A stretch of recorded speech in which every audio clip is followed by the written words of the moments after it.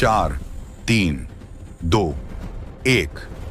ये सिर्फ संख्याएं नहीं, ये धर्म के पतन की कहानी है।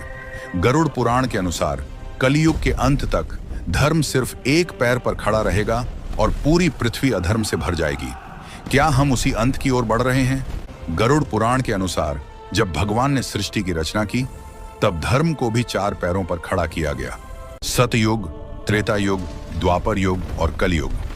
हर युग में धर्म के पैर घटते गए और अधर्म बढ़ता गया। सबसे पहला युग था सतयुग, सत्य और पूर्ण धर्म का युग।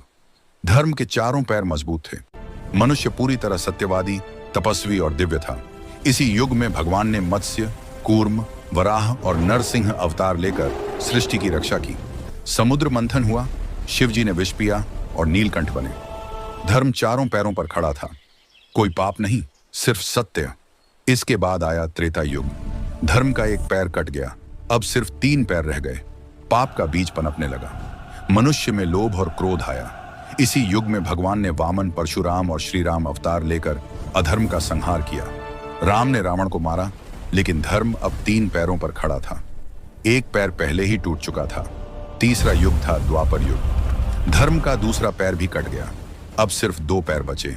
पाप और पुण्य बराबर हो गए, झूठ, द्वेष और युद्ध बढ़ गए।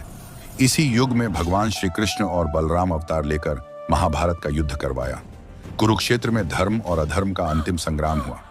अब धर्म सिर्फ 2 पैरों पर लड़खड़ा रहा था और अब चल रहा है कलयुग, जिसे अधर्म, भ्रम और नैतिक पतन का युग कहा गया है।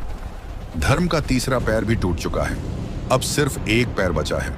आज मनुष्य में झूठ, लोभ, हिंसा और भ्रष्टाचार चरम पर है। गरुड़ पुराण में साफ लिखा है, कलयुग के अंतिम चरण में धर्म का आखिरी पैर भी टूट जाएगा। तब भगवान विष्णु कल की अवतार लेकर पृथ्वी पर आकर अधर्म का संहार करेंगे और फिर नया सतयुग शुरू होगा। अगर आप भी मानते हैं कि कलयुग का अंत निकट है, तो कमेंट में लिखें जय श्री कल की और इस रहस्य को आगे जरूर शेयर करें।